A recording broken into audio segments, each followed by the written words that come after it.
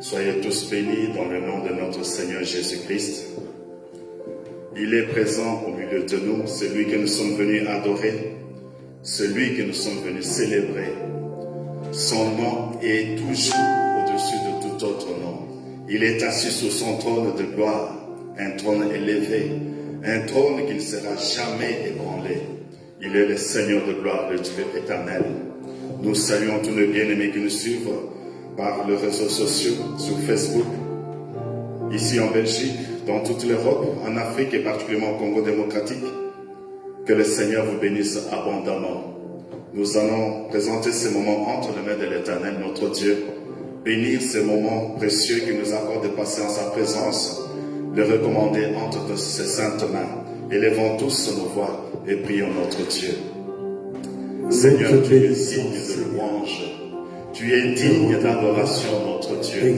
Tu es digne d'être élevé, éternel, notre roi.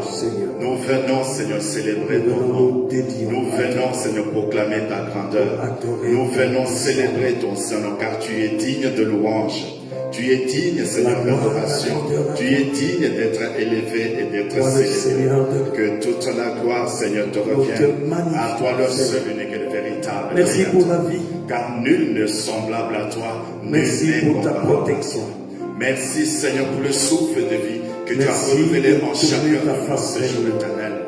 Car, Seigneur, ce n'est pas par notre force que nous nous sommes réveillés en ce jour, mais c'est par ta grâce éternelle. Nous nous inclinons devant ton trône, te disons merci. Nous recommandons ce culte entre tes saintes mains. Viens, Seigneur, ô Dieu Tout-Puissant, régner au milieu de nous. Par ton Esprit Saint, Seigneur, quand tu es éternel, ô Dieu, repense, Seigneur, la crainte de ton nom dans notre vie éternelle. Viens, Seigneur, régner au milieu de nous. Que ta puissance se manifeste. Merci, Saint-Esprit, de prendre le contrôle de toutes choses. Esprit de Merci, puissance, Saint-Esprit, de nous conduire dans la vérité. Merci de nous révéler les choses cachées. Apprends-nous à élever le nom de Jésus, à célébrer le nom de notre Créateur. Merci, Saint-Esprit de Dieu. Et de l'élévation du Seigneur. Nous t'adorons, Seigneur Jésus. Merveilleux est ton nom. Éternel, notre roi. Toi le Seigneur des Seigneurs. Tu es merveilleux, Seigneur. Alléluia. Merci, Seigneur Jésus.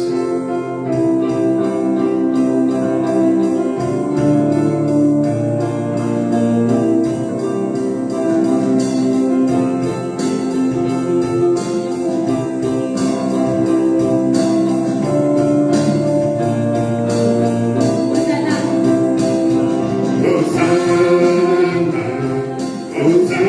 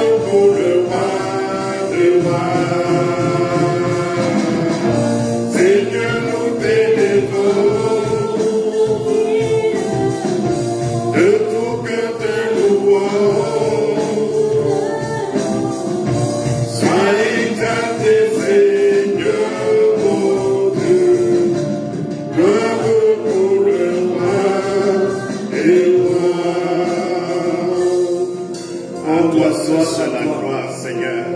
Gloire À toi ce soit la louange, l'honneur et la puissance. Nous célébrons ton Tu es le puissant seul nom. qui soit digne Tu de es recevoir digne notre louange et d'être notre loué, adoration. d'être Car tu es le maître adoré, de de temps et des bénissons. circonstances. Nous célébrons Tu ta es le Dieu grandeur. créateur. Alléluia. Tu as appelé à l'existence de choses qui n'existent pas.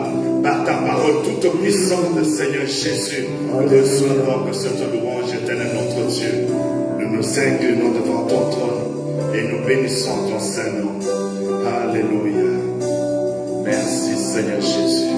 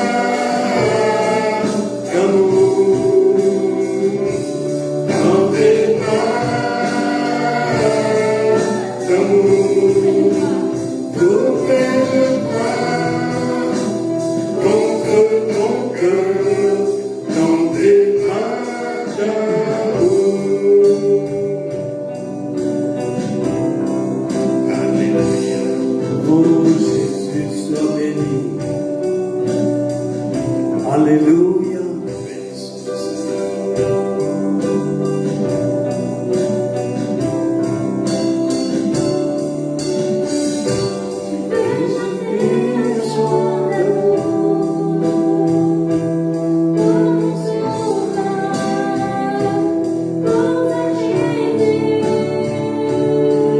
Merci Seigneur. Merci pour ce que tu as fait pour nous. Tu es précieux Seigneur. Je veux sauver un chant d'amour pour mon sauveur, pour toi Jésus. Merci pour ce que tu as fait. Tu es si précieux, Jésus mon sauveur. Je suis heureux, tu m'as donné ton nom. Je ne veux pas être ailleurs que dans tes bras d'amour, dans tes bras d'amour, dans tes bras d'amour, dans tes bras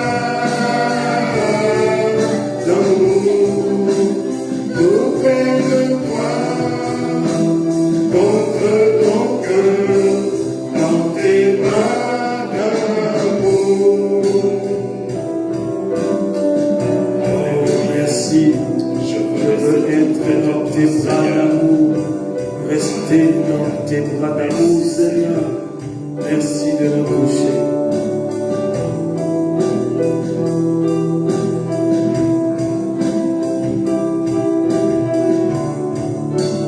Merci, Seigneur.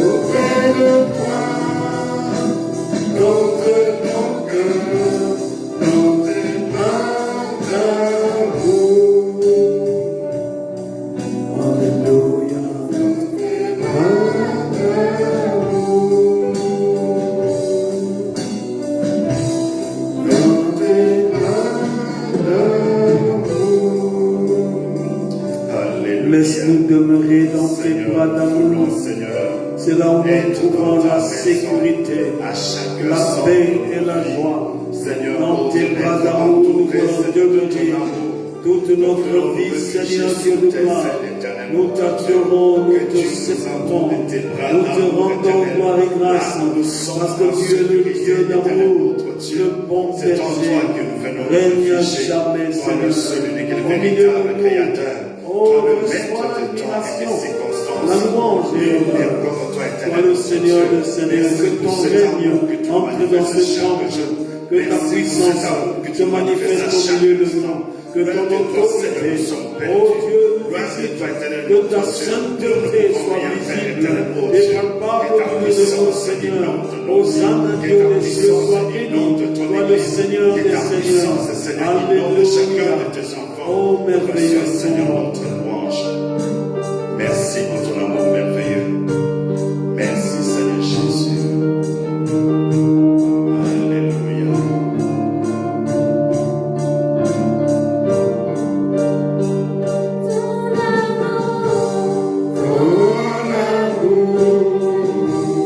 Ta puissance, ta présence dans ma vie. Ton amour, ta puissance, ta présence dans ma vie. Et je veux t'adorer de tout mon cœur. Et je veux t'adorer de toute mon âme. Et je veux t'adorer de toute ma force. Car tu es mon Dieu.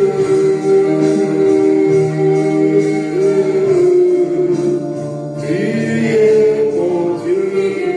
Et je veux t'adorer de tout mon cœur.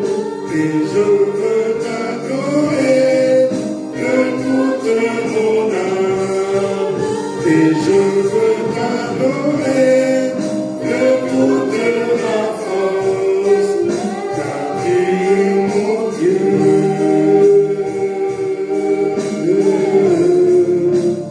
Tu es mon Dieu. Ton amour, ta puissance, ta présence dans ma vie. Ton amour, ta puissance, ta présence dans ma vie. Ton amour, ta puissance, ta présence dans ma vie. Ton amour, ta puissance, ta présence dans ma vie. Et je veux t'adorer.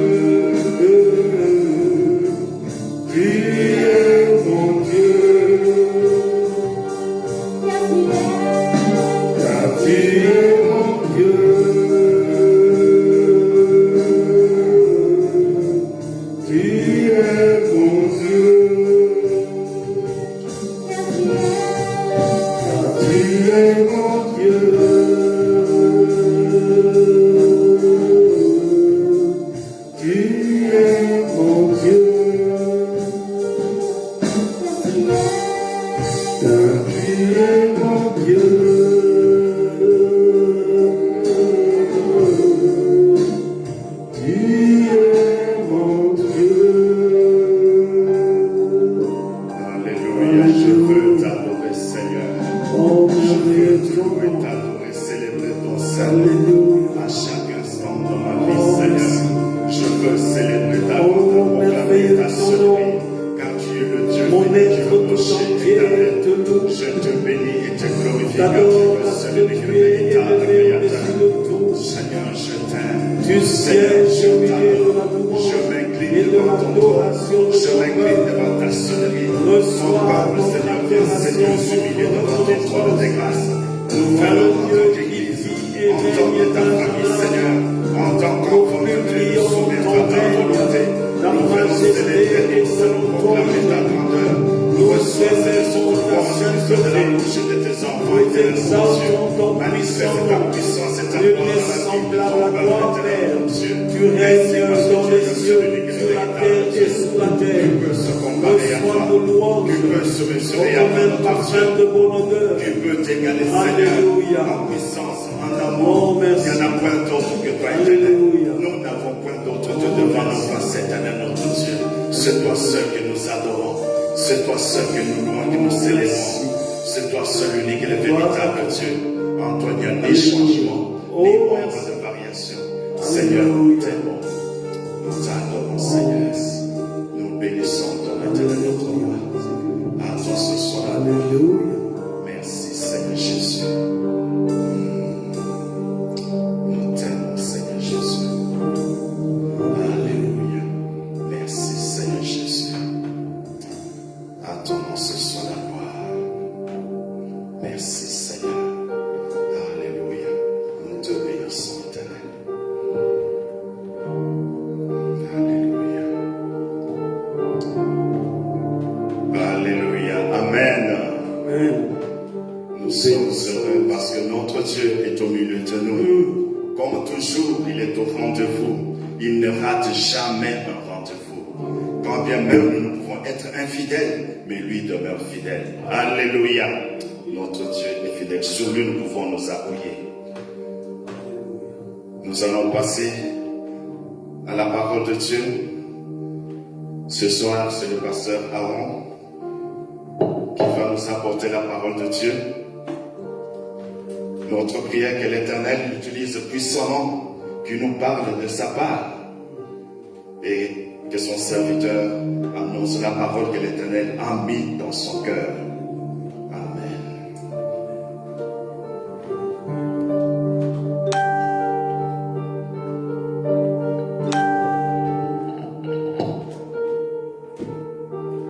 Nous bénissons le Seigneur pour ce moment qu'il nous accorde d'entrer dans sa présence. Inclinons-nous dans la prière. Père très saint, nous humilions devant toi pour nous donner à toi, pour t'adorer pleinement, pour te célébrer, toi le Dieu de gloire, pour contempler ta magnificence et proclamer que tu es le Seigneur des Seigneurs et c'est toi notre Dieu en qui nous avons fondé notre espérance et notre foi. Dans le nom de ton Fils Jésus-Christ. Laisse-nous ce soir entrer dans ta présence pour t'élever, car nous venons diminuer devant toi. Père, reçois notre reconnaissance pour la vie, le mouvement et l'être, pour ta protection, pour tes faveurs et tes grâces. C'est toi, Seigneur, qui touche chaque détail de nos vies pour nous faire du bien. Si nous sommes vivants, c'est parce que tu nous as touchés et tu as ordonné à notre corps de fonctionner pour ta gloire. C'est pour ça que nous venons t'adorer, pour t'exprimer notre gratitude Reçois la louange qui monte de nos lèvres. Reçois l'adoration qui émerge de nos cœurs. Reçois notre gratitude parce que c'est toi qui nous nourris, qui nous vêtis, qui nous chausse. C'est toi qui prends soin de chaque détail qui constitue nos vies. Tu es le Dieu, oh de Dieu. C'est toi qui nous donne d'entrer dans ta présence. C'est toi qui permet que nous puissions te connaître. L'Esprit de Dieu nous révèle Jésus-Christ afin que nous croissions dans notre foi, dans la connaissance de Dieu pour la gloire du nom de Jésus. C'est pour ça que nous prions que le Saint-Esprit puisse éclairer notre intelligence pour comprendre tes oracles et que ceci crée la foi et affermisse notre foi. Nous prions pour que tu accompagnes ta parole de la puissance de ta résurrection et que cette parole guérisse, que cette parole console, que cette parole fortifie les fatigués, que cette parole redresse les courbés, que cette parole, oh Dieu, pense les plaies pour la gloire du nom de Jésus-Christ. Que cette parole opère des hauts faits et des grandes choses dans la vie de ton peuple, selon ce que tu veux nous enseigner ce soir.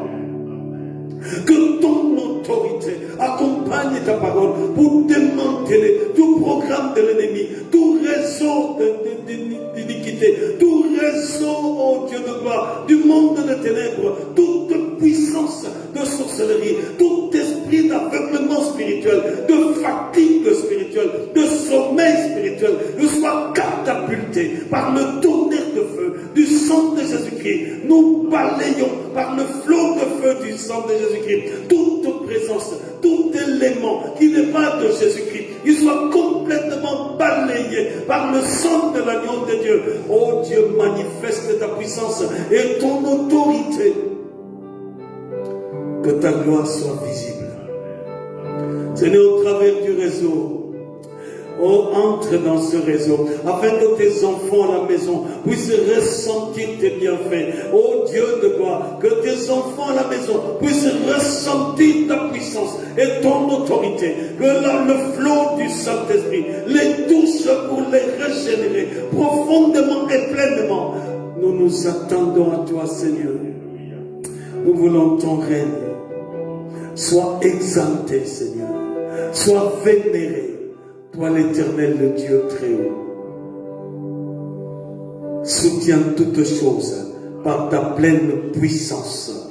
Maintenant que rien ne résiste, que toute puissance de distraction, d'égarement, d'aveuglement soit calcinée par le sang de Jésus-Christ. Nous te laissons toute la place d'autorité afin que tu parles à notre cœur, à notre esprit, à notre âme, que tu puisses nous toucher comme jamais homme nous a touchés. Visite-nous ce soir, Seigneur. Nous avons besoin de ton toucher divin. Touche-nous comme jamais tu nous as touchés. Fais-nous du bien, Seigneur Dieu Tout-Puissant.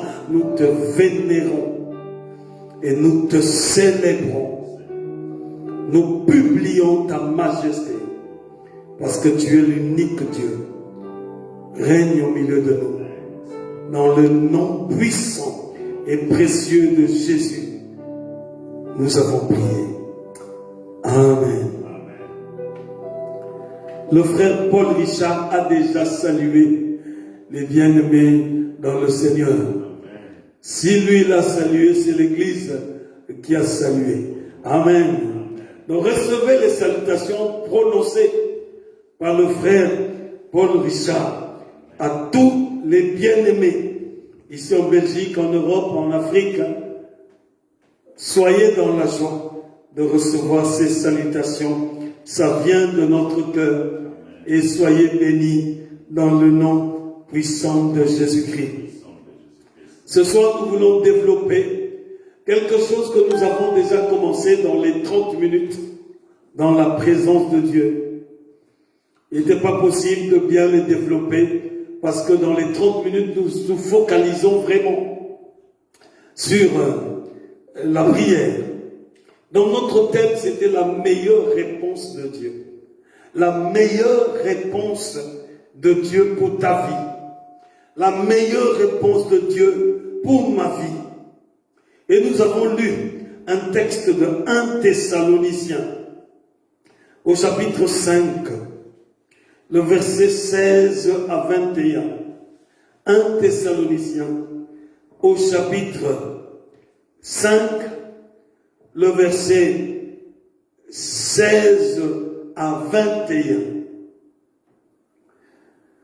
Nous allons lire dans le nom de notre Seigneur Jésus-Christ. Soyez toujours joyeux. C'est le verset 16. Verset 17. Priez sans cesse. Verset 18. Rendez grâce en toutes choses, car c'est à votre égard la volonté de Dieu en Christ, en Jésus-Christ. Verset 19. N'éteignez pas l'esprit. Verset 20. Ne méprisez pas les prophéties. Verset 21. Mais examinez toutes choses et retenez ce qui est bon. Verset 22. Abstenez-vous de toute espèce de mal. Abstenez-vous de toute espèce de mal. Ceci est la parole de Dieu.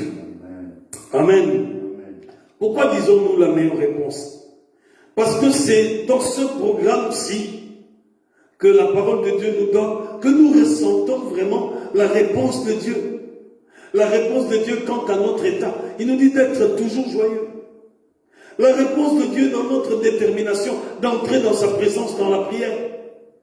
Et de regarder au travers de tout ce qui se passe dans nos vies, ce que Dieu fait afin de rendre grâce en toutes choses. Il nous demande d'être vigilants pour que dans notre parcours, nous ne puissions pas éteindre le Saint-Esprit en nous. Et que nous puissions vraiment ne pas mépriser les prophéties. Ça veut dire que ce que le Seigneur te dit personnellement, à ne pas le mépriser, même si ça te dérange.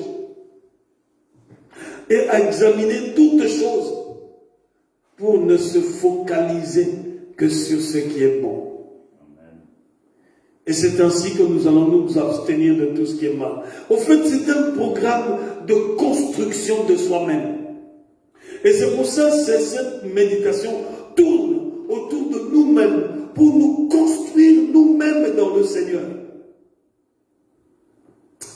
Vous savez, quelqu'un a dit, si j'avais la certitude que Dieu allait exaucer mes prières simplement parce que je les ai exprimées, sans même les étudier à la lumière de sa miséricorde, sans même les examiner avec sa sagesse suprême, je crois que je n'oserais plus formuler que très peu de prières. Qu'est-ce qu'il voulait dire? Ce monsieur voulait dire que si toutes mes prières, même les prières que je fais sans réfléchir, sans examiner si ça fait partie de la volonté de Dieu, sans rechercher dans cette prière-là ce qui fait partie de sa grâce ou de sa miséricorde, sans rechercher dans mes prières la sagesse de Dieu pour mieux prier, si ces prières-là étaient exaucées directement, alors je ferai très peu de prières. Ça veut dire que je passerai très peu de temps dans la présence de Dieu.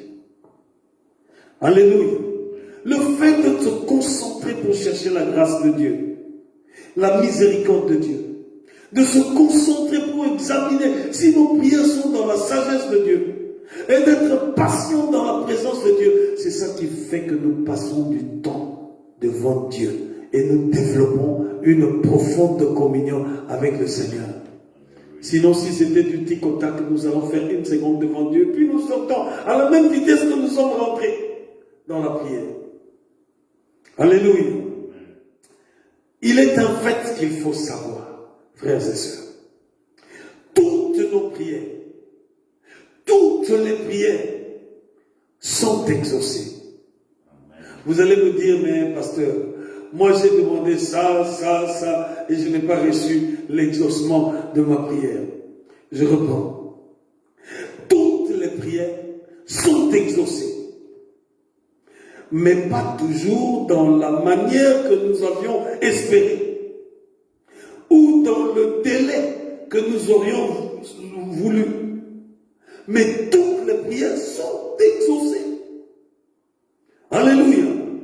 Nous jugeons souvent l'efficacité de la prière en nous basant sur les résultats obtenus. Ainsi, nous prenons Dieu comme notre garçon de course, un garçon de course spirituel. Donc pour nous, l'exaucement de prière consiste à ce que nous recevions ce que nous voulons. Or, l'exaucement de prière peut être aussi recevoir le contraire de ce que je veux, parce que le Seigneur veut m'enseigner quelque chose. Il a exaucé ma prière, mais pas dans la direction que je veux, parce que lui, il voit plus loin que moi. Amen. Alléluia. Comme Dieu peut voir ce que nous ne distinguons pas, et qu'il connaît des dimensions qui nous dépassent, il prépare des réponses selon son plan plus élevé que nous ne pouvons imaginer.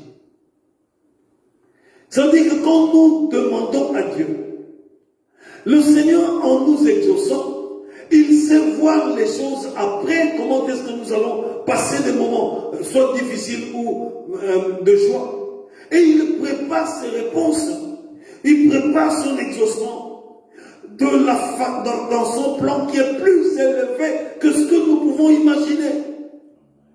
Parfois, nous ne comprenons pas les réponses aux prières du Seigneur. C'est quand nous traversons cette situation et que le Seigneur nous amène à sortir de cette situation-là que nous comprenons pourquoi Dieu ne nous a pas donné exactement ce que nous avons demandé. Parce que parfois, nous ne savons pas ce que nous demandons. Et nous ne devons pas nous obstiner à ne chercher que ce que nous demandons. Parfois, ce que nous demandons peut nous conduire à un accident. Alors le Seigneur nous exauce, mais en nous écartant de l'accident, de façon que sa réponse est différente de ce que nous aurions voulu, mais il nous a conduits loin de tout malheur. C'est pour ça que je dis que toutes nos prières sont exaucées, mais pas toujours dans la forme que nous souhaitons, pas toujours dans la direction que nous souhaitons. Alléluia. C'est seulement après coup que nous verrons l'étroitesse ou la petitesse de notre vision. Et que nous comprendrons que sa réponse, donc la réponse de Dieu, dépasse tout ce à quoi nous aurions pu nous attendre. Dieu nous donne au-delà de tout ce que nous pouvons nous attendre. C'est à nous de comprendre l'orientation. Et quand nous comprenons cette orientation-là, nous avons alors la paix avec Dieu. Même si Dieu ne répond pas comme exactement nous voulons. Parce qu'il n'est pas notre garçon de course, il est notre créateur. Vous savez, la prière ne se limite pas à un endroit ou à un moment où nous disons à Dieu ce qu'il doit faire. Mais elle devient une expérience au cours de laquelle il modèle notre vie. La prière devient, quand on recherche vraiment la volonté de Dieu, la prière devient un modèle, il devient une expérience que je réalise avec Dieu. Et dans cette expérience-là, nous laissons modeler par Dieu. Alléluia. C'est dans sa présence que je peux avoir le discernement pour comprendre la volonté de Dieu et de laisser la direction de ma vie à Dieu qui va me modeler pour que je puisse davantage ressembler à Jésus-Christ. Si je n'entre pas dans la prière, dans son intimité, je ne peux pas recevoir ou je ne peux pas vivre cette expérience-là d'entrer dans la présence de Dieu pour le laisser me modeler. Alléluia. Alors, dans le calme de la méditation, nous commençons alors à voir les choses sous un angle différent. Et nous recevons la force d'attendre le déroulement du plan de Dieu pour notre vie. Attendre le déroulement du plan de Dieu constitue une force. Nous devons avoir la force et le courage d'attendre le déroulement du plan de Dieu. Parce que parfois ce que nous demandons, ce n'est pas ces moments-là que Dieu a prévu nous le donner. Parce que s'il nous donnait cela en ce moment-là, nous sommes peut-être encore fragiles et incapables de gérer ce que nous lui avons demandé. Quelqu'un a dit, la prière n'est pas une méthode astucieuse selon laquelle, quand nous prononçons des mots appropriés, nous sommes assurés de leur aboutissement. Cela veut dire que la prière n'est pas une récitation de mots et que ces mots-là nous amènent directement ou inconsciemment à l'aboutissement. Sinon, ça serait la magie. Alléluia. La prière, c'est une relation, une communication avec Dieu, un échange avec Dieu, avec celui qui nous aime et qui est notre Seigneur. Rechercher à comprendre sa volonté pour se soumettre dans sa volonté afin de bénéficier de ses faveurs qu'il a prévues pour nous. Donc ça veut dire qu'il y a des promesses que Dieu a faites pour nous. Pour y entrer, il faut que nous comprenions sa volonté pour rester dans sa volonté afin de lui plaire. Alors la promesse de Dieu n'affirme pas que le Père agira toujours comme nous le demandons. Il n'y a aucune promesse de la Bible qui nous affirme que Dieu agira toujours comme nous le demandons. Mais la promesse est celle-ci, que lui, il entendra toujours nos prières. Dieu va toujours entendre ta prière. Dès le moment où tu décides d'entrer dans sa présence, il va toujours entendre ta prière. Alléluia. Alors un refus de ce que je demande à Dieu peut être aussi une réponse s'il est donné de façon que Dieu et mon âme peuvent par la suite se comprendre mutuellement. Vous savez, quand je reçois un non à une prière donnée, le Seigneur m'explique pourquoi. Et mon âme, avec Dieu, nous comprenons mutuellement. Parce que le Seigneur peut me montrer un danger qu'il y a. Alléluia. Un danger devant lequel je ne peux pas résister s'il exauce cette prière. Décortiquons un peu le texte que nous avons lu. Et je le relis. Soyez toujours joyeux. Donc c'est un texte de 1 Thessaloniciens chapitre 5, le verset 16 jusqu'au verset 22. Soyez toujours joyeux. Priez sans cesse. Rendez grâce en toutes choses, car c'est à votre égard la volonté de Dieu en Jésus-Christ. N'éteignez pas l'esprit. Ne méprisez pas les prophéties. Mais examinez toutes choses. Retenez ce qui est bon. Abstenez-vous de toute espèce de mal.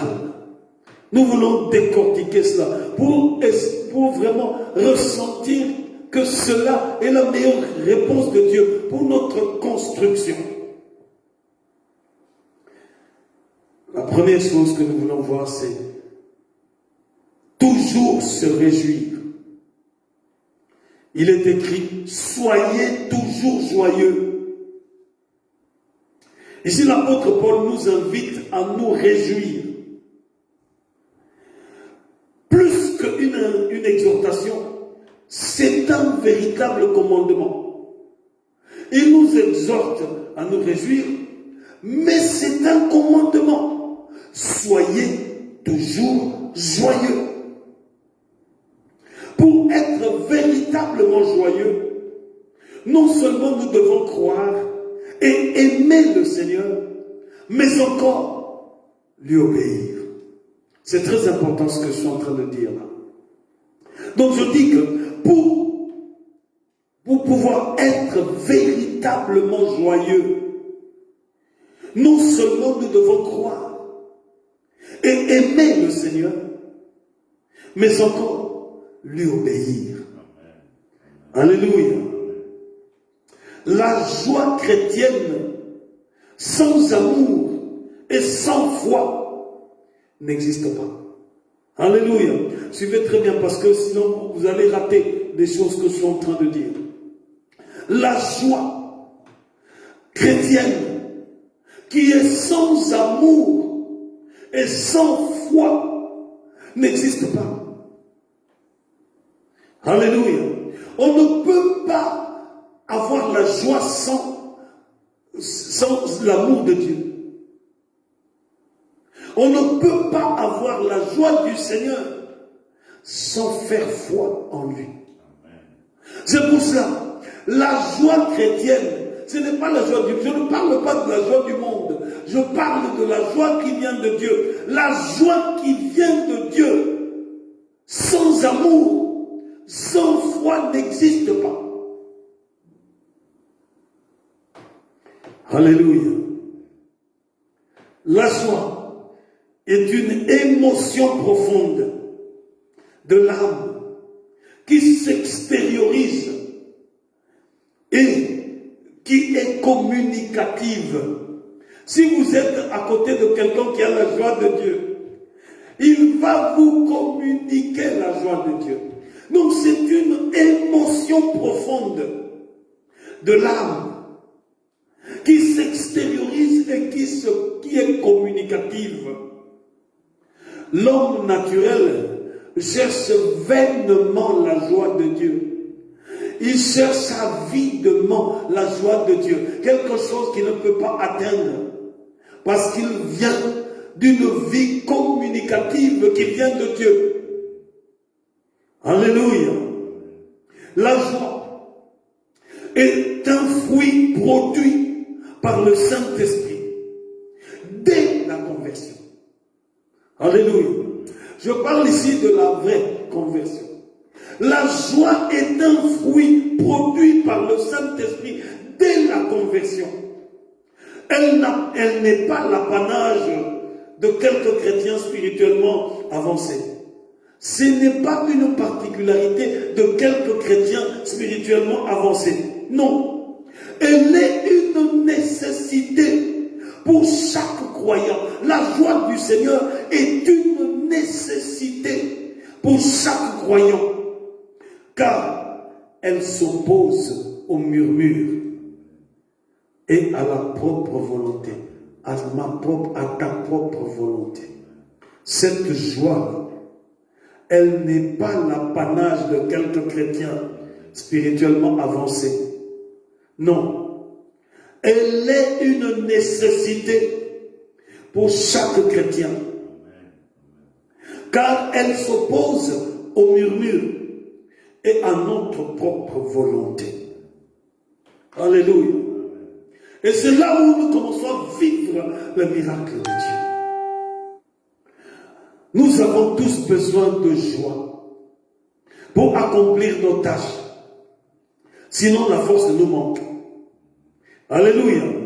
La joie de l'Éternel sera votre force. Selon le texte de Néhémie chapitre 8, le verset 10.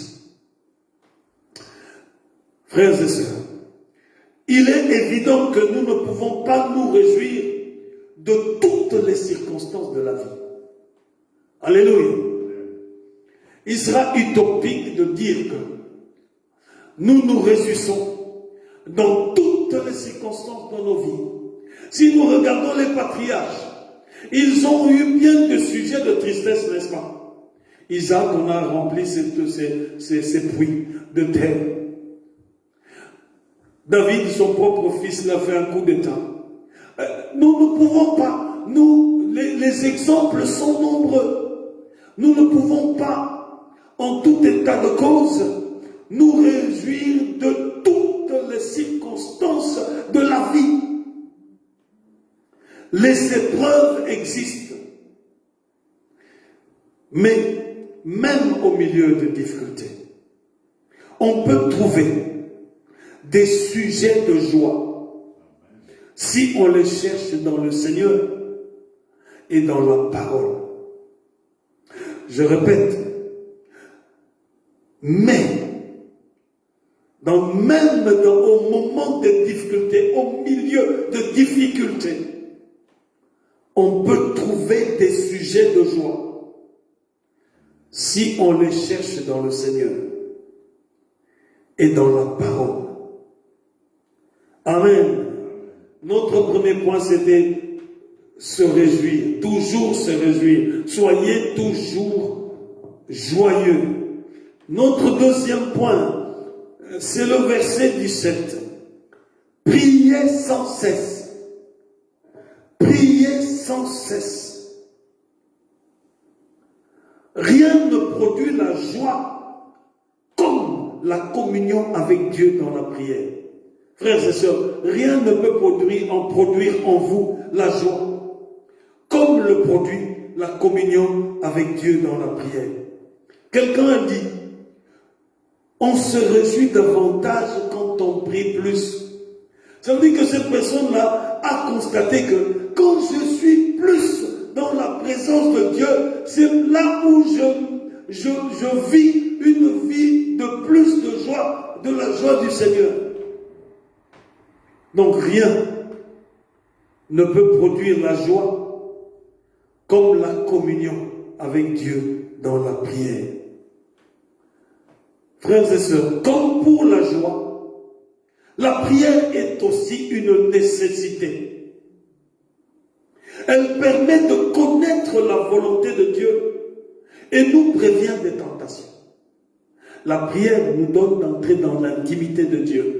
Et c'est alors que l'Esprit de Dieu nous convainc, nous oriente, nous éclaire pour comprendre la volonté de Dieu. Et cette prière nous prévient, la prière nous prévient des tentations. Alléluia. L'apôtre Paul demande de prier sans cesse. Cela ne veut pas dire que nous devons être sur nos genoux toute la journée. Prier sans cesse signifie que nous devons être continuellement dans un esprit de prière, avoir un esprit de prière, pas seulement en temps de nécessité, mais aussi dans toutes les circonstances qui traversent nos vies. Donc, nous ne prions pas seulement quand nous sommes dans la nécessité, quand nous sommes traumatisés, quand nous avons des problèmes, quand nous avons des situations difficiles, mais nous prions aussi dans toutes les autres circonstances. Et c'est cela, prier sans cesse. Cela est possible, puisque le ciel reste toujours ouvert. Dieu a toujours son attention sur ses enfants. Quel que soit le moment, la circonstance de prière, le ciel reste ouvert. Prier sans cesse. C'est aussi profiter de chaque moment libre pour s'adresser à Dieu.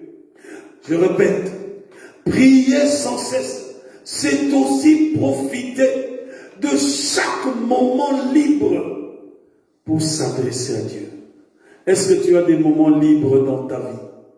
Des moments de détente, des moments où tu n'as rien prévu? Prier sans cesse, c'est aussi profiter de chaque moment libre pour s'adresser à Dieu. Nous sommes donc exhortés à prier les uns pour les autres. La prière d'intercession est la meilleure expression de notre amour pour les autres. Je répète, la prière d'intercession est la meilleure expression de notre amour les uns pour les autres. Alléluia. Surtout si ces personnes-là ne savent pas que nous prions pour eux. Et c'est ça la noblesse. Tu ne cherches pas obligatoirement que les gens pour qui tu pries sachent que tu pries pour eux. Comme ces gens ne savent pas que nous prions pour elles ne sont donc pas redevables.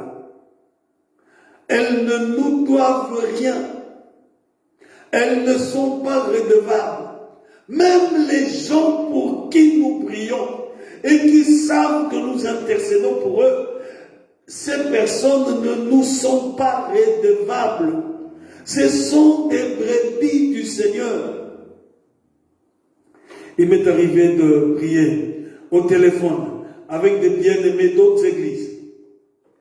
Nous prions et nous prions, nous terminons à prier, je leur dis, au sujet de tes offrandes, au sujet de tes dîmes, direction ton église. Tu donnes ça dans ton église. Ta reconnaissance dans l'exaucement de prière, ce n'est pas chez moi. Ce n'est pas dans l'église de Waterloo. Va donner ça dans ton église. Donne ça dans ton église. Alléluia. Les gens pour qui nous prions ne nous sont pas redevables. Ce sont des brebis du Seigneur. Le Seigneur a permis tout simplement que nous soyons sur leur chemin pour qu'ensemble nous puissions invoquer notre Dieu et pleurer devant le Seigneur. C'est tout. Le reste, ce sont des brebis du Seigneur. Alléluia. Notre troisième point. Rendre grâce en toutes choses. Alléluia. C'est le verset 18.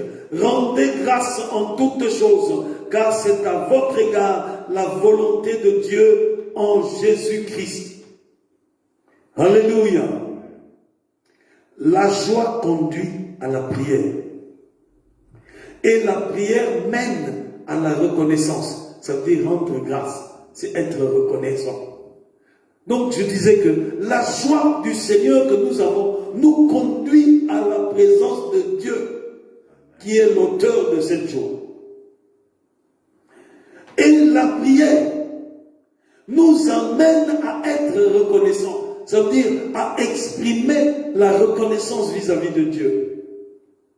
Vous savez, les hommes vous invitent souvent à la contestation pour revendiquer ce qu'ils appellent leurs droits,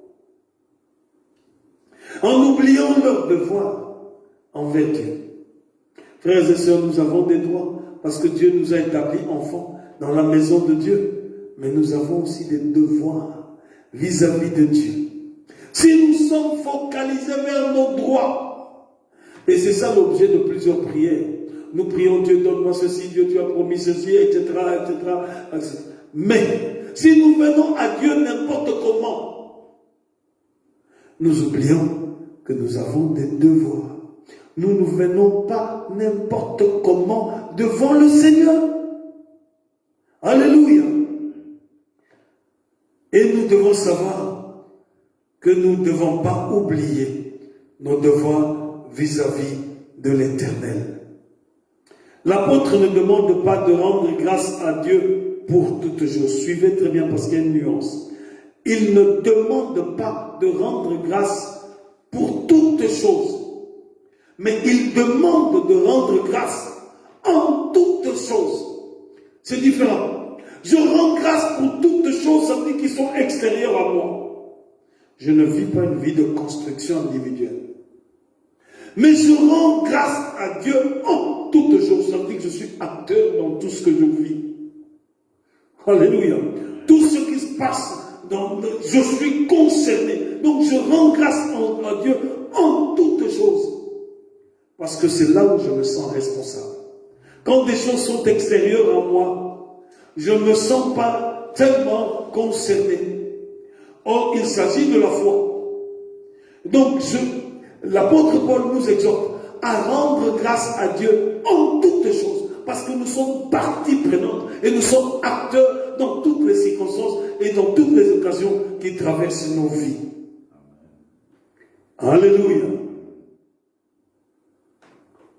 En effet, il est possible de trouver un sujet de reconnaissance en toutes circonstances, même dans des circonstances difficiles. Paul et Silas étaient en train de rendre grâce à Dieu en prison. Ils étaient en train de louer Dieu en prison, jusqu'à ce que le miracle est venu. Nous, si nous regardons tout ce que nous traversons comme situation, il est possible de trouver un sujet de reconnaissance en toutes circonstances, ne serait-ce que parce que nous avons le privilège d'être des enfants de Dieu. Alléluia. La joie, la prière et la reconnaissance sont trois caractères chrétiens inséparables.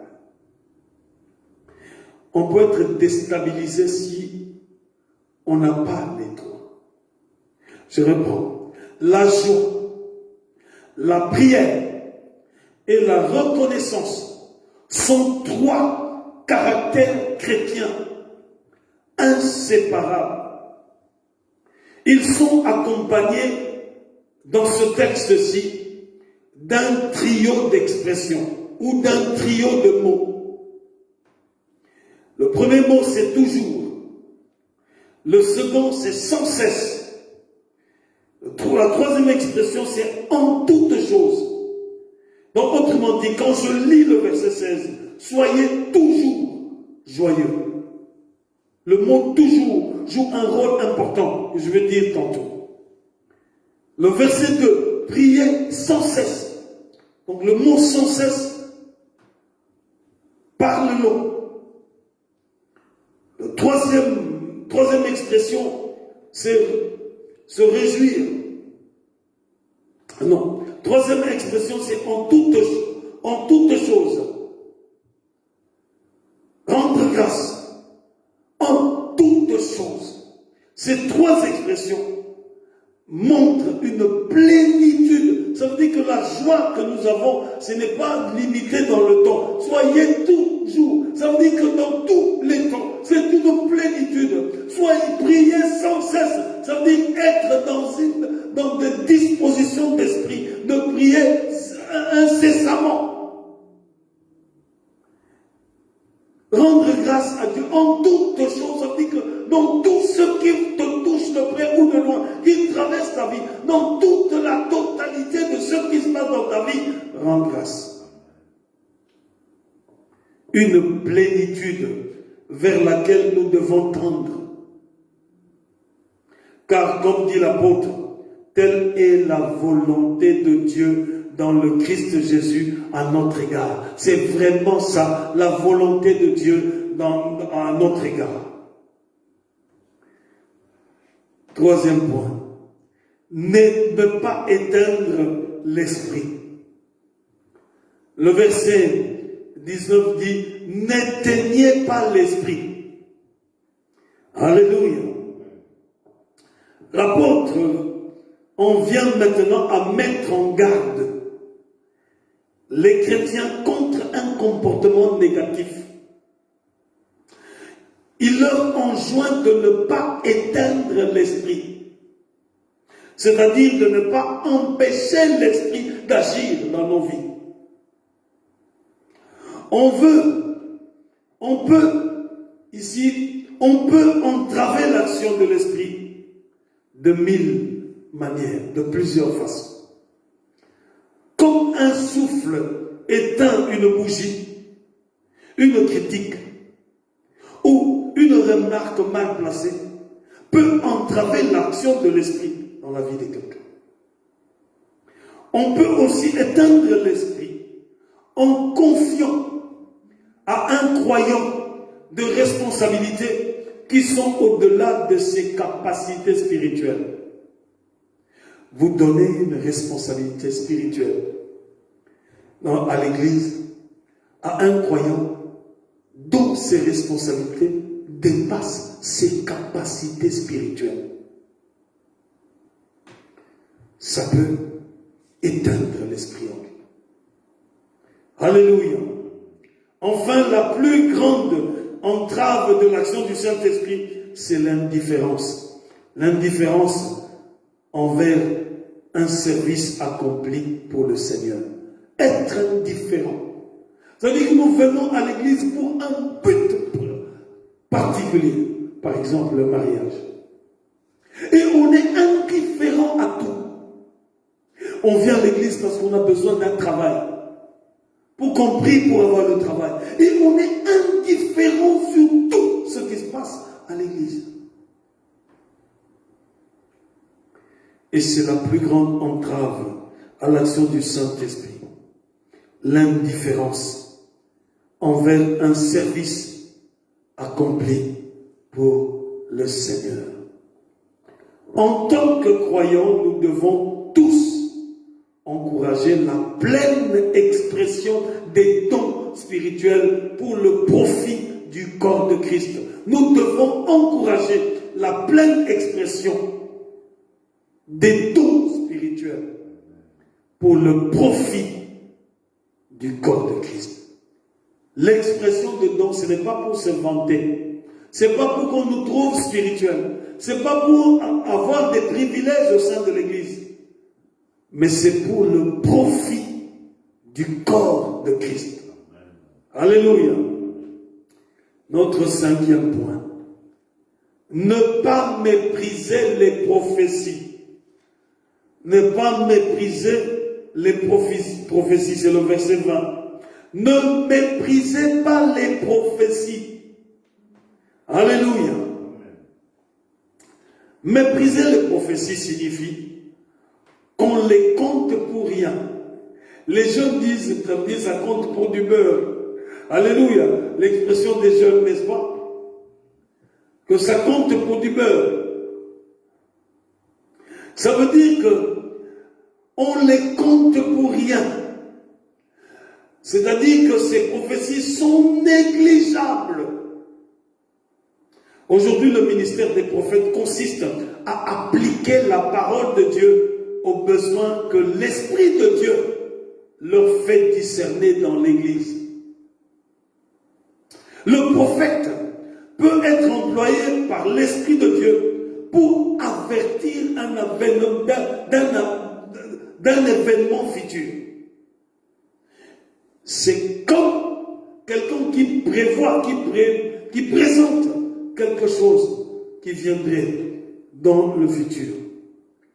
Mais le prophète est avant tout et surtout un homme qui parle aux hommes pour l'édification et l'exhortation et la consolation. Donc il parle aux hommes pourquoi? Pour les édifier, pour les exhorter et pour les consoler. C'est surtout ça la fonction principale d'un prophète ou de quelqu'un qui exerce le ministère prophétique. Quand une voix prophétique et authentique se fait entendre dans l'assemblée, prenons garde, surtout quand elle nous dérange. Alléluia. Quand nous lisons la parole de Dieu, nous voyons comment les prophéties parfois dérangeaient le peuple de Dieu.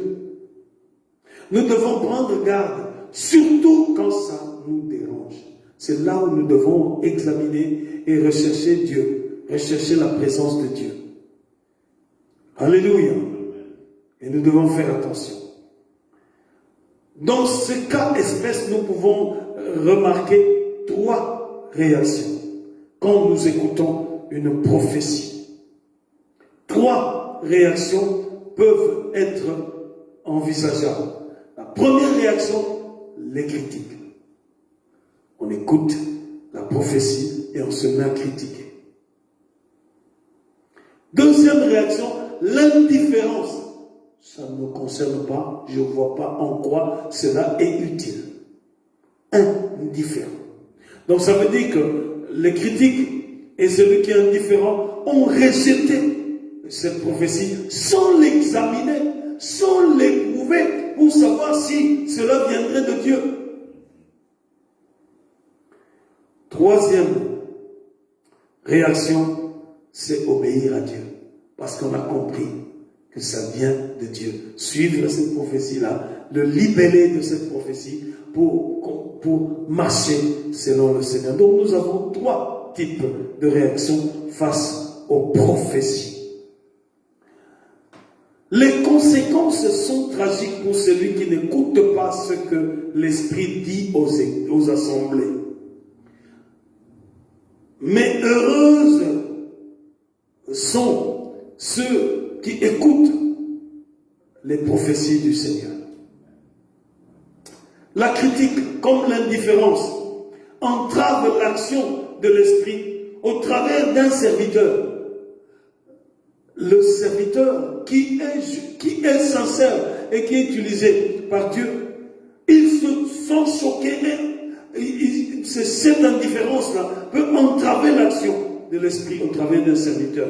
C'est pour ça que nous voyons beaucoup de gens découragés. N'est-ce pas que même dans la Bible, les gens disaient des prophéties incroyables. Et les peuples les attaquaient. Ça décourageait. Le prophète revenait devant Dieu pour dire, « Oh Seigneur, comment tu peux me faire dire des choses comme ça et que je suis la cible de l'attaque de la population ?» Et donc, quand il y a des critiques, quand il y a l'indifférence, ça peut entraver l'action de l'Esprit au travers du serviteur. Il va être découragé. Alors découragé, il peut en venir à agir avec ses propres forces et sa propre intelligence. Il commence à trouver des voies et des moyens pour apaiser les autres. Alléluia. Ce qui n'est jamais à la gloire de notre Dieu. Notre sixième point, c'est éprouver toutes choses. Alléluia. Et c'est le verset 21. Mais examinez toutes choses. Retenez ce qui est bon. Éprouvez toutes choses. Frères et sœurs, nous sommes dans le devoir d'éprouver toutes choses à la lumière de la parole de Dieu. Pour que nous restions dans la foi. Sinon, n'importe quel mouvement peut nous arracher de la saine doctrine. Le terme éprouver signifie discerner. Ça veut dire mettre à l'épreuve.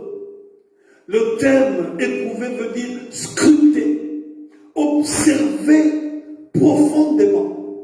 Le terme éprouver veut dire examiner dans le but d'approuver. Nous faisons cela dans le but d'approuver ce qui vient de Dieu. Alléluia. Certes, il faut vérifier si tout ce qui est dit ou écrit est conforme aux Écritures. Mais on ne peut pas le faire sans le secours de l'Esprit Saint. Et à la foi qui seul donne des certitudes. Donc nous pouvons le faire parce que l'Esprit de Dieu nous éclaire. Mais quand l'Esprit de Dieu nous éclaire, nous devons croire. Donc nous avons besoin de la foi pour cela. Faire foi à la parole de Dieu. Alléluia. Et c'est alors que nous pourrions être aidés pour discerner profondément la volonté de Dieu et rester ainsi dans la présence de Dieu. Il ne suffit pas de se forger une conviction personnelle sur telle ou telle déclaration. Ce ne sont pas les déclarations qui sont l'objet de notre foi, où nous nous forgeons une conviction à cause des déclarations. Mais nous devons nous forger une foi qui est né de la parole de Dieu. Et de savoir que ce qui est dit est écrit et ça confirme la parole de Dieu. En ce moment-là, nous faisons foi à cela pour grandir dans notre foi. Alléluia. Pour examiner ce qui est dit ou écrit par des chrétiens, il est nécessaire de trouver un point de référence. Il n'existe qu'un seul point de référence. C'est la Bible. Alléluia. La Bible seule est la seule norme de vérité que nous pouvons suivre. On ne peut donc faire appel à la parole de Dieu qu'en la comparant avec elle-même. La parole de Dieu ne se compare qu'avec elle-même. Donc si j'entends une prophétie, une prédication qui est censée être la parole de Dieu, elle sera comparée à la parole de Dieu, la Bible. Donc la parole de Dieu ne se compare qu'à elle-même.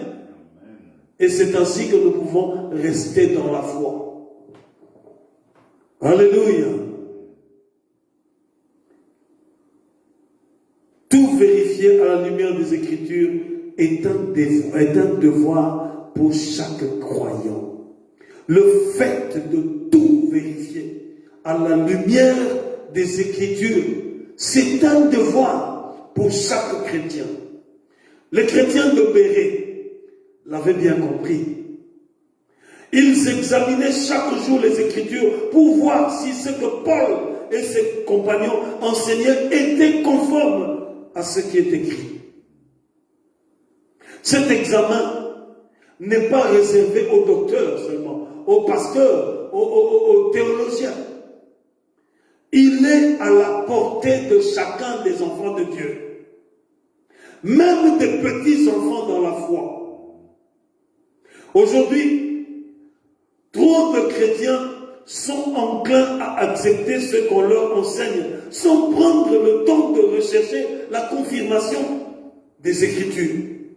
C'est là où naissent le fanatisme, le suivisme et plusieurs hérésies. Où les églises s'assemblaient considèrent leur pasteur comme un Dieu. Tout ce qu'il dit, même si c'est hors la Bible, ils le suivent. Parce qu'ils n'ont pas l'audace d'aller vérifier les Écritures et de rester dans la parole de Dieu. Celui qui est plus important, ce n'est pas le pasteur, c'est Jésus. Parce que le pasteur doit suivre aussi Jésus. Alléluia. Nous bénissons le Seigneur. Nous devons donc vraiment éprouver en toutes choses. Il est important de tester toutes choses à la lumière de la parole de Dieu, non pour chercher le mal.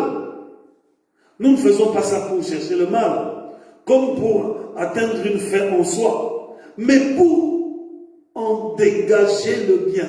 Si nous vérifions les choses dans la parole de Dieu, c'est pour dégager la vérité, le bien, pour que nous nous accrochions au bien et directement rejeter ce qui n'est pas biblique. Alléluia. Nous devons donc prendre cela au sérieux. C'est une démarche que la parole de Dieu nous encourage. Parce que la parole dit, bien-aimés, ne croyez pas tout esprit, mais éprouvez les esprits pour voir s'ils sont de Dieu. Car beaucoup de faux prophètes sont sortis dans le monde. 1 Jean 4, 1. Notre 7e point, c'est retenir ce qui est bon. Et c'est la deuxième partie du verset 21. Retenez ce qui est bon. Alléluia. Pour retenir ce qui est bon, il faut avoir le courage et l'audace. Parfois, certaines modes qui sont devenues des habitudes de société sont vraiment des choses qui sont mauvaises. Et les gens ne comprendront pas pourquoi nous ne marchons pas selon leur mode. Donc il faut avoir vraiment le courage et l'audace de refuser. Et même si ces gens-là vous excluent de leur groupe, de leurs associations, parce que vous optez pour marcher comme Jésus le veut. Retenir ce qui est bon. Quand on parle dans l'assemblée, il n'est pas possible, même aux serviteurs de Dieu les plus doués par l'Esprit, d'exposer la parole de Dieu dans toute sa beauté, sa grandeur et sa précision. Alléluia. Quand vous écoutez une prédication, il peut arriver que des choses charnelles entrent dans la prédication parce que nous sommes des hommes. Donc n'importe quel prédicateur, même s'il est doué dans l'esprit, il est incapable dans sa prédication d'exposer toute la beauté, la grandeur et la précision de la parole de Dieu, parce que nous sommes limités. Parfois il y a des expressions maladroites, des pensées qu'on peut regretter ensuite. Pourquoi j'ai dit ça?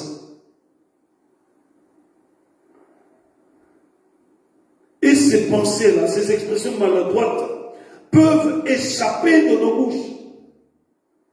Surtout quand on parle beaucoup. Alléluia.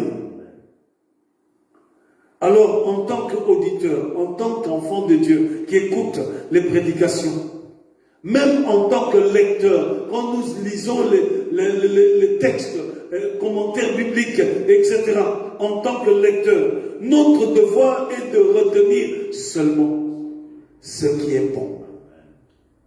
Sans entrer dans des critiques, des polémiques inutiles. Nous retenons seulement ce qui est bon, ce que nous pouvons digérer et qui peut nous aider à grandir.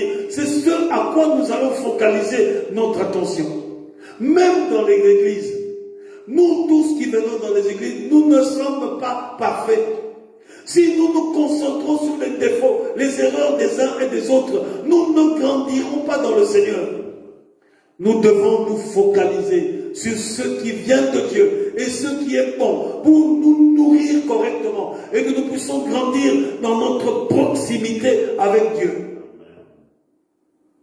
Et nous devons donc discerner ces choses pour ne pas se distraire même dans les églises. Choisir ce qui est bon pour notre édification en s'éloignant de ce qui est futile, de ce qui est inutile, pour que nous puissions nous concentrer sur la personne de Jésus-Christ, sur sa parole, et que nous puissions grandir à tous égards. Il est donc important d'examiner avec un esprit constructif ce qui est dit ou écrit, sous peine de tout critiquer et finalement d'être incapable de retenir ce qui est bon. Alléluia. Notre dernier point, c'est s'abstenir de toute espèce de mal. C'est le verset 22. S'abstenir de toute espèce, de toute forme de mal. L'apôtre Paul ne peut pas terminer ce sujet sans faire mention du mal dont nous devons nous abstenir. S'il faut tenir ferme au bien, nous devons avoir le mal en horreur. Donc dans la vie chrétienne, il n'y a pas que tenir ferme pour faire du bien, pour être bien. Mais il y a aussi éviter le mal pour qu'il n'entre pas dans ta vie. Donc nous devons tenir ferme, mais nous devons aussi avoir le mal en horreur. Le mal doit être rejeté sous toutes ses formes. Et ce n'est pas évident parce que le mal peut venir sournoisement. Et si on ne discerne pas, on ne se rendra pas compte qu'on est déjà noyé dans le mal. C'est pour ça que nous devons avoir le discernement. Le mal peut se présenter sous les aspects les plus grossiers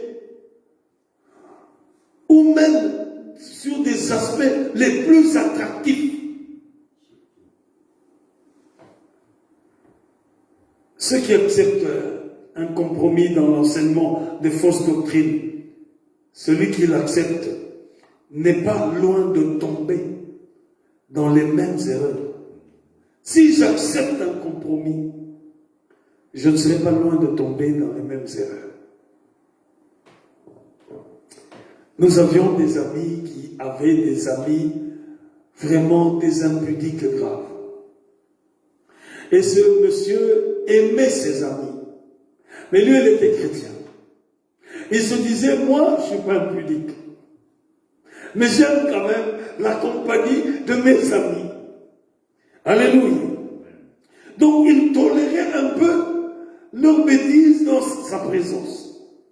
Jusqu'à ce que petit à petit, il commençait à se dire, bon voilà, je prends une petite amie, je ne ferai rien.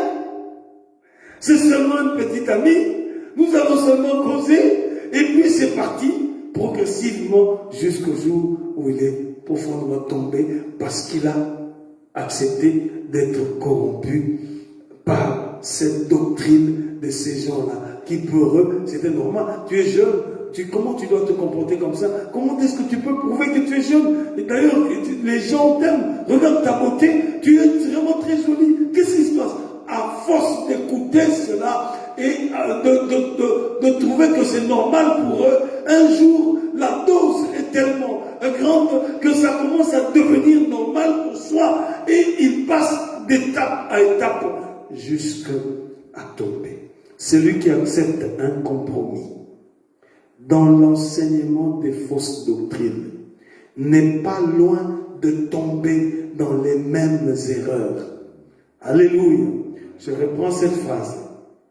Celui qui accepte un compromis dans l'enseignement des fausses doctrines n'est pas loin de tomber dans les mêmes erreurs. Alléluia. Dans ces versets que nous venons de lire de 16 à 22, l'apôtre indique la seule voie à suivre dans l'examen de ce qui est dit dans l'assemblée chrétienne. Quand vous examinez ce qui est dit dans l'assemblée des églises, dans l'assemblée chrétienne, il y a une seule voie à suivre. N'oublions jamais qu'un état spirituel caractérisé par la joie, la prière et la reconnaissance est une condition essentielle pour ne pas errer dans cette démarche d'égarement. Et c'est là où nous obtenons les certitudes de Dieu.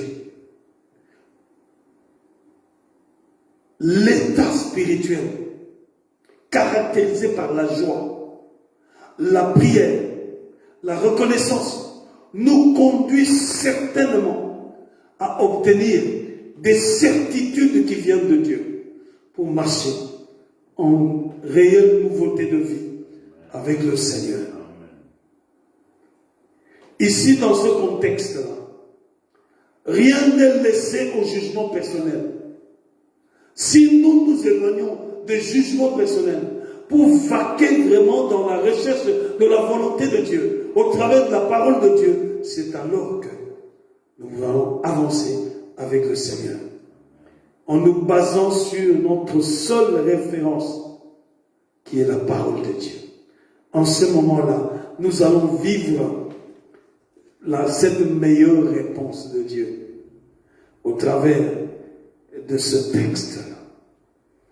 Que le Seigneur bénisse sa parole et que cette parole nous affecte pour nous emmener dans sa joie, afin que nous soyons des hommes et des femmes de prière, ayant les dispositions de prière et qu'il nous donne la capacité de rendre grâce à Dieu en toutes choses et d'être vigilants pour ne pas éteindre en nous l'Esprit de Dieu, qui nous donne le discernement pour ne pas mépriser non seulement les prophéties, mais toute la totalité de sa parole. Que Dieu nous donne la capacité d'examiner toutes choses et l'audace de ne retenir que ce qui est bon. en nous abstinant de toute espèce de mal. Prions. Seigneur Dieu, tu es merveilleux et nous te sommes reconnaissants. Remplis-nous, Seigneur, d'une dose élevée de joie. Pas la joie du monde, mais ta joie. Que cette joie nous conduise dans ta proximité pour chercher et rechercher ta présence. Étends ta main sur chacun de tes enfants, afin que nous puissions être des hommes et des femmes qui aimons ta présence.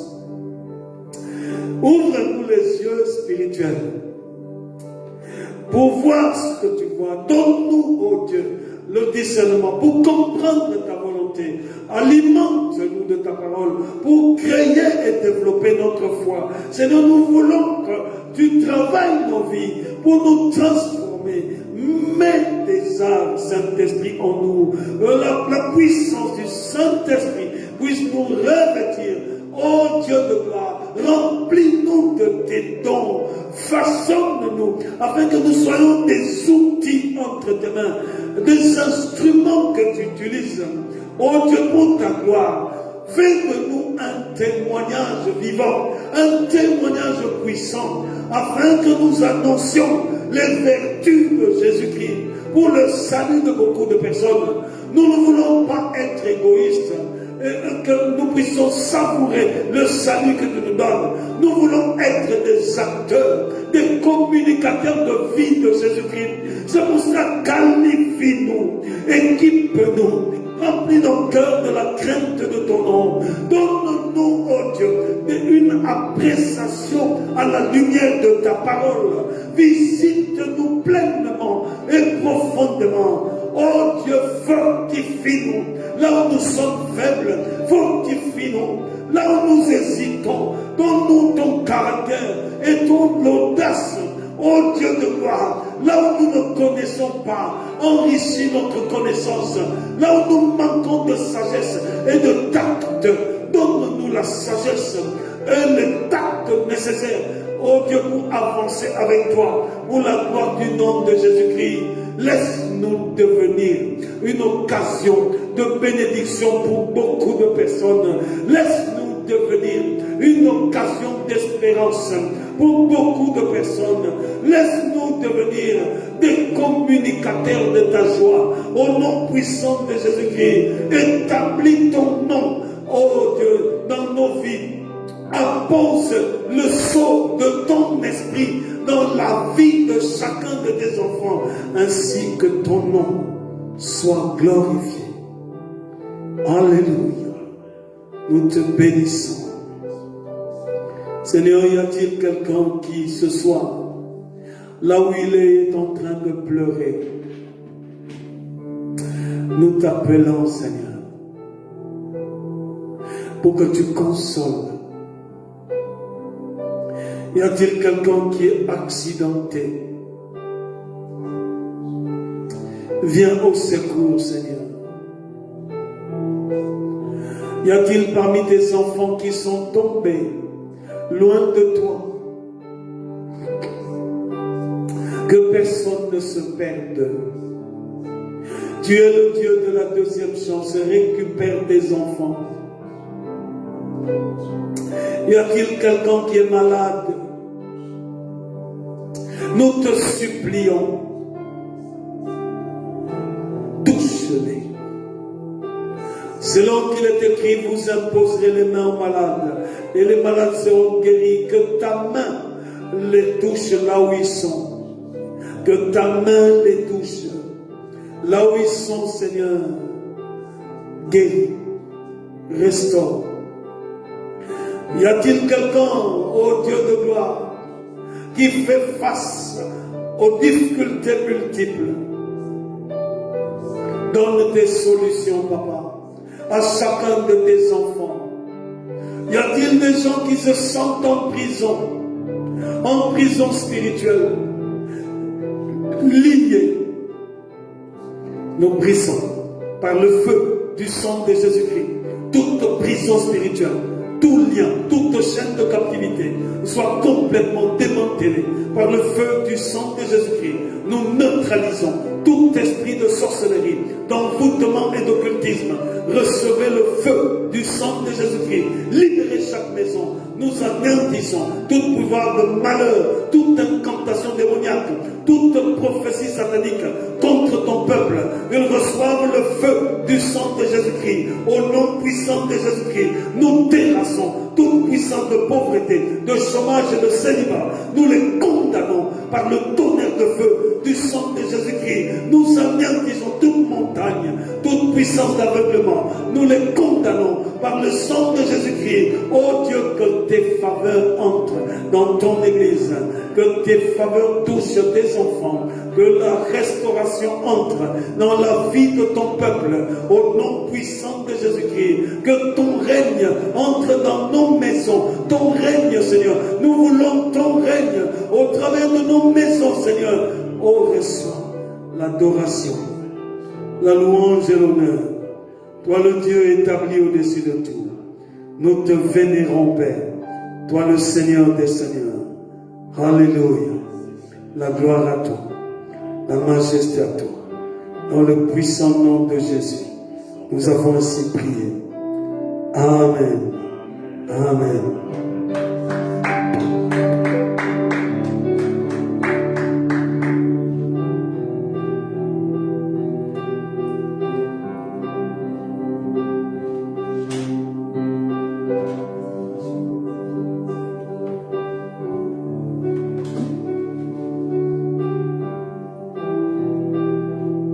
Nous bénissons le Seigneur, c'est la fin de notre culte.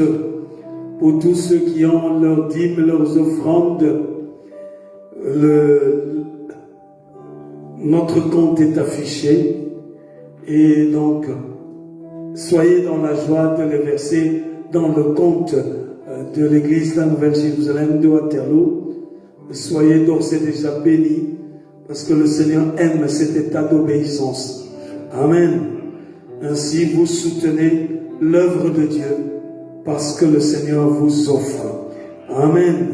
Soyez donc encouragés dans ce sens-là pour que l'évangile soit annoncé et que Dieu en soit glorifié. Ce dimanche, nous aurons notre frère Patrick Mukenge qui va venir apporter la parole de Dieu. Amen. Je pense que le nombre de personnes qui peuvent atteindre le culte est en augmentation. Donc, on a atteint le nombre de 50. Donc, nous pouvons recevoir à l'église une cinquantaine de personnes. 50 personnes. Voilà. Donc, soyez encouragés. Et nous sommes dans la présence de Dieu. Nous bénissons le Seigneur pour ses grâces. Là où vous êtes, nous allons nous lever et clore le culte dans la prière. Que l'Éternel, ton Dieu, te donne la santé. Que l'Éternel, ton Dieu, bénisse le fruit de tes mains et que tu aies la multiplication. Que le Seigneur, ton Dieu, entre dans ta maison pour sécuriser ta maison. Que tu ne manques ni pain ni huile dans ta maison. Que la bénédiction d'Abraham t'accompagne, toi et ta famille. Nous avons ainsi prié dans le nom de Jésus-Christ.